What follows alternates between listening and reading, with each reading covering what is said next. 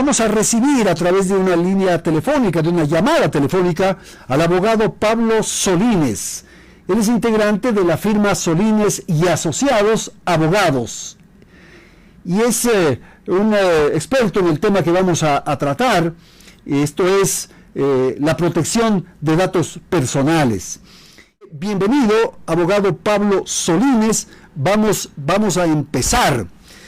¿Cuál es el concepto de lo que es privado, de lo que es reservado, de aquello que no está a lo público, digamos? Empecemos por ahí, Pablo. Buenas tardes, le escuchamos.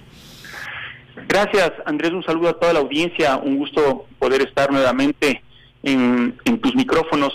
Definitivamente, claro, este tema que se está viviendo el día de hoy con este nuevo hecho, ¿no? En donde presumiblemente se habría violentado el derecho a la protección de datos personales de los individuos que son los personajes principales, ¿no? de este video que ha recorrido las redes. Sin duda nos pone a cuestionar, ¿no? Justamente la legalidad de estas prácticas, considerando una serie de elementos, ¿no?, que han sucedido en este caso, ¿no? En primer lugar, es muy importante señalar que por fin estamos hablando de estos temas, ¿no? Finalmente, claro, ahora nos hemos escandalizado por lo que ha representado este video, ¿no? Y por cómo se ha viralizado a nivel de redes sociales, pero no debemos olvidarnos que este tipo de situaciones, primero que no son nuevas, es decir, que a través de redes sociales se ha pretendido o se ha pensado pues que se puede publicar cualquier cosa sobre texto de encontrar, por ejemplo, información a nivel de internet o incluso a nivel de las propias redes sociales, o también pues porque ha existido definitivamente una falta de conciencia de la ciudadanía del impacto que puede generar este tipo de prácticas en las personas afectadas, y que obviamente estas prácticas pueden acarrear responsabilidades, ¿no? Entonces, en primer lugar, es importante de alguna manera resaltar este hecho, ¿no? La importancia que están teniendo ya en el debate público estos temas, porque sin duda estamos ahora dándonos cuenta que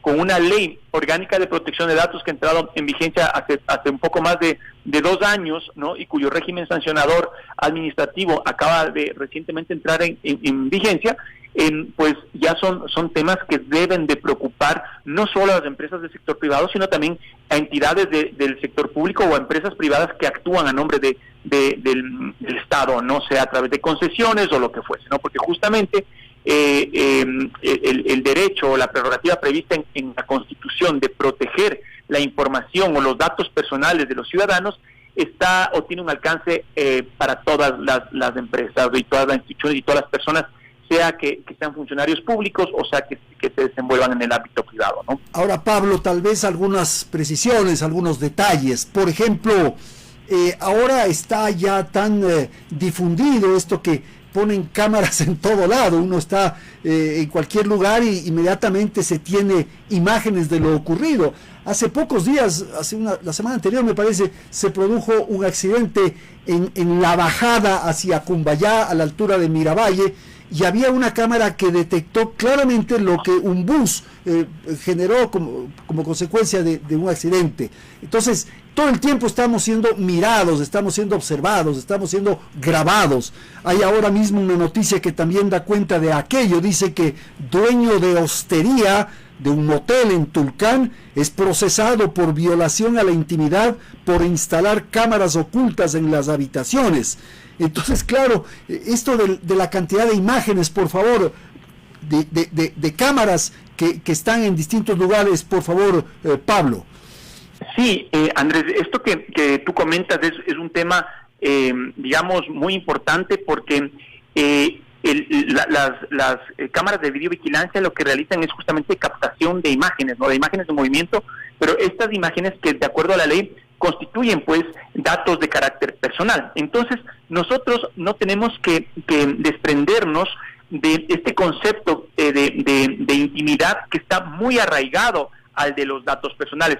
Y tal vez me atrevería a decirte, Carlos, que en el ámbito incluso penal, cuando hablamos del Código Orgánico Integral Penal, cuando regula el tema de estos tratamientos no autorizados de datos, personales, realmente lo señala como una vulneración al derecho a la intimidad. Es decir, que el propio COIP incluso de alguna manera hasta ha confundido los dos derechos que tienen que ser entendidos de manera independiente, ¿no? Entonces, justamente todas estas captaciones de imágenes que se realizan a través de cámaras de videovigilancia tienen que estar debidamente justificadas por parte de aquella empresa o entidad del Estado o lo que fuese, ¿no?, que está realizando la captación, ¿no? Porque justamente ahora con la Ley Orgánica de Protección de Datos debemos de entender pues que la captación de imágenes constituye una forma de tratamiento de datos personales que tiene que estar debidamente justificada de acuerdo a los parámetros que te plantea la ley, ¿no? Entonces, en primer lugar, ¿no?, cualquier entidad del Estado o cualquier como es de empresa que maneje cámaras de videovigilancia va a tener que informar a las personas que van a ser objeto de esa captación de imágenes, de datos, a fin de que esté enterado de lo que se va a hacer con su información y que el día de mañana pueda presentarle las reclamaciones a quien va a ser responsable del manejo de esa información. Entonces, ahora eso que nosotros hemos estado acostumbrados a lo largo de todos estos años, ¿no? Probablemente todas nuestras vidas, ¿no? En donde aquella persona que tenía más o menos algo de responsabilidad o de empatía con el resto de personas, te ponía casi una camarita, un emoticón en donde te decía sonría, le estamos filmando, ¿no? Esa era la información que uno recibía a duras penas en determinados establecimientos, como gran cosa, ¿no? En la gran mayoría ni siquiera eso. Pero ahora tenemos que entender que este tipo de prácticas no son suficientes, ¿no? Es decir, que cuando hablamos de captación de imágenes vamos a tener que establecer en lugares visibles justamente el hecho de que se le va a captar imágenes de las personas en determinados lugares para que estas personas puedan estar enteradas. Entonces, desde ahí ya podemos ver nosotros cómo, en el caso de la aerovía, justamente el consorcio, entiendo que es un consorcio que está hecho cargo de este medio de transporte, tenía que haber cumplido con este deber de información, ¿no? Además, un deber de información que tiene que estar muy claramente establecido de cara a la persona que va a recibir esa información y que sepa justamente a qué se está teniendo el momento en el que está utilizando un determinado espacio público o en este caso un determinado servicio público, ¿no? Pero esto no ha ocurrido. Luego, obviamente, tienen que venir aspectos mucho más de fondo, ¿no?, que entran dentro de la parte de lo que son las medidas técnicas y organizativas de una organización en donde, en definitiva, se tienen que establecer políticas, tienen que establecer prácticas, procesos, tienen que haber capacitaciones al personal, tienen que haber controles de acceso a determinada información. Cuando hablamos de videovigilancia, estas imágenes tienen que ser muy reservadas para personas específicas que son responsables de estas imágenes que están siendo almacenadas en determinados discos duros. Estos discos duros tienen que estar debidamente resguardados si son discos duros internos, si es que es en la nube, tenemos que ya pensar en temas de transferencias internacionales de datos. Es decir, hay una serie de elementos que la ley impone como obligaciones que se tienen que considerar en este momento y que si no se las toma en consideración previamente, nos pueden acarrear distintos tipos de responsabilidades. Tú nos acabas de comentar, y con eso termino, esta idea, tú nos acabas de comentar ahora un tema de responsabilidad penal, ¿no? Violación al derecho a la intimidad, de acuerdo a las normas previstas en el COIP.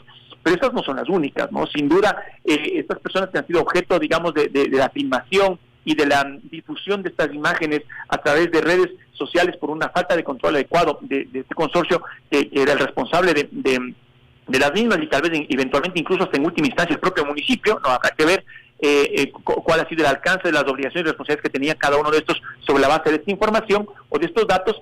Vamos a ver que te decía que hay otro tipo de responsabilidades de orden, por ejemplo, civil. En este caso puede haber una afectación, un daño moral, ¿no?, que eventualmente se podría reclamar, capaz de incluso daños y perjuicios que haya generado, que haya producido este tipo de difusión de imágenes, ¿no?, en las personas. Habrá que ver cómo les ha afectado, y esto sin tomar en cuenta obviamente ya régimen sancionador administrativo que es evidente que ha entrado en vigencia hace unos pocos días y que se los va a poder aplicar cuando tengamos autoridad de control. Ahora, Pablo, pero también habrá que poner el tema desde la otra perspectiva, y es que en este caso puntual, esta pareja, esta pareja, este hombre y esta mujer, están provocando, están desarrollando un hecho, un acto que atenta contra la moral. O sea, ahí también hay un nivel de responsabilidad, ¿verdad? Absolutamente, es decir, estos actos obviamente no pueden quedar impunes ni de la una vía ni de la otra, sin duda, ¿no? Cuando estamos hablando de que este tipo de prácticas o de actuaciones están prohibidas en espacios públicos, es justamente para resguardar este orden público del que tú estás haciendo en referencia, Andrés. Y si es que una persona incumple con las normas, incumple con las ordenanzas, van a tener que ser objeto de las sanciones establecidas, ¿no? Desde el punto de vista económico, si es que se tratase de unas meras infracciones, o incluso en caso de que sean contravenciones o delitos, pues desde la perspectiva penal. Esto no obsta o no quita el hecho de que por haber constituido una infracción, el consorcio o el municipio, los agentes o las personas de seguridad que tenían bajo su resguardo estos videos puedan tener patente de corso para coger y hacer con ellos lo que a bien les convenga. Y ese es un poco el hecho criticable desde la perspectiva de protección de datos, ¿no? Por ahí también de la pregunta que tú me comentas, Andrés, puede inferirse también un elemento muy importante desde la perspectiva de la protección de datos, es decir, bueno, ¿hasta qué punto van a tener protegida su información y sus datos si están concurriendo a un lugar público, ¿no? Y además están practicando este acto que desde todo punto de vista puede ser rechazable en un espacio público, ¿no? Entonces, claro, justamente este tipo de temas se tienen que analizar y se tienen que evaluar para ver el nivel o el grado de infracción que desde la perspectiva de protección de datos habría cometido las personas que estaban bajo el resguardo de las cámaras, así como directamente los responsables del tratamiento, que en este caso será el consorcio o será el propio municipio, ¿no? Ahora, Pablo, hay otro elemento que pongo para la conversación, y es que este tema de las cámaras que está tan difundido, tan expandido, todos tienen cámaras en distintos lugares. El origen un poco de esto es el tema de la seguridad. Entonces yo pongo la cámara para ver quién entra a mi casa, para ver qué pasa en las oficinas, en las calles, en los lugares que hemos visto y que sabemos que hay estas cámaras. Entonces se pone para objeto de seguridad. Si una de estas cámaras, por ejemplo, logra grabar y tiene registrado, pongo como ejemplo un asesinato, bueno, eso es un gran recurso, una gran herramienta para poder llevar adelante el proceso, para establecer responsabilidades, para identificar a quienes cometieron ese ilícito y tal. A ver, este tema, Pablo, por favor leerlo si es tan amable. Claro, este tema que tú estás comentando, Andrés, es muy importante. ¿Por qué? Porque justamente cuando hablamos de tratamiento de datos personales, estos tratamientos van a tener que estar justificados en distintas finalidades, o estos tratamientos deben de perseguir ciertas finalidades. Entonces, definitivamente, una de las finalidades que se persigue cuando yo realizo la captación de imágenes es para resguardar la seguridad, no solo de personas, sino también de bienes, ¿no? Tú verás cómo es muy común encontrar cámaras de seguridad en distintos establecimientos comerciales, no, tiendas de ropa, centros comerciales y demás, y eso está bien en la medida en la que tú no vayas más allá de esa finalidad que estás persiguiendo. Esto obviamente nos falta un largo camino por recorrer en cuanto a lo que es regulación para la instalación y captación de imágenes de cámaras de videovigilancia, pero yo te voy a hablar desde la experiencia de otros países, ¿no? Por ejemplo, cuando una empresa privada o una entidad privada va a instalar cámaras de seguridad, además de tener la justificación para aquello, es decir, yo voy a instalar esta cámara de seguridad para resguardar la seguridad, por ejemplo, de mis instalaciones, ¿no? Tiene que hacerlo en lugares en donde, en primer lugar, no capten imágenes de espacios públicos, ¿no? Tú puedes decir, bueno, pero es que igual yo podría ayudar a cubrir, por ejemplo, el cometimiento de un asesinato si es que estas cámaras así lo revelan, pero ese no es deber tuyo, no es deber de esa empresa privada o no es deber de esa persona que está protegiendo su casa. Eso es deber del Estado. Entonces será el Estado el que tiene el deber de instalar en el espacio público las cámaras para poder cumplir tal fin. De tal forma que si es que nosotros pensamos que esto es una obligación del ciudadano común o de la empresa privada, pues tal vez exagerar o extenderse en esa responsabilidad que está llamado a cumplir. Y muy probablemente, si yo como ciudadano detecto que en un establecimiento privado están haciendo captación de imagen del sector público, del espacio público, voy a poder presentar una reclamación en contra de esa empresa privada y probablemente la voy a ganar. ¿Me explico? Entonces, ahora uno con la ley de protección de datos tiene que tener mucho cuidado, mucha cautela para, en lo que es las instalaciones de cámaras, justamente revisar que aquellos propósitos que yo estoy determinando con esta instalación justamente estén medidos y cumplan específicamente aquellos para no excederme y no incurrir en incumplimientos como es probable en los términos que tú acabas de poner en ejemplo. Ahora, Pablo, en este caso puntual de la aerovía, me parece que esto está instalado justamente para el tema de seguridad, que es un reclamo que se hace, por ejemplo, al metroférico, que tuvo también un incidente la semana pasada, y que una de las observaciones es que no había conexión, no había comunicación, no había micrófonos o una cámara para dar instrucciones a la gente que se quedó varada, detenida en una de las góndolas. Entonces, claro, ahí se justifica. E incluso me parece haber visto un debate ahora que se ha aprendido en torno a si conviene o no conviene instalar internet en el metro de Quito. O sea, estos asuntos tendrían que estar muy claros para saber hasta dónde sí. Y en el caso puntual de la aerovía, sí, me parece se justifica lo de las cámaras, pero lo que no está... o sea, que es casi, o sea, podría ser considerado un delito, es el haber difundido las imágenes. Pero las cámaras sí se justificaban, Pablo. Exactamente, o sea, tú ahorita con la pregunta has dado la respuesta clave, ¿no? Es decir, el municipio o el consorcio que instaló estas cámaras probablemente van a tener la legitimidad para haberlo hecho y para haber hecho esa captación de imágenes.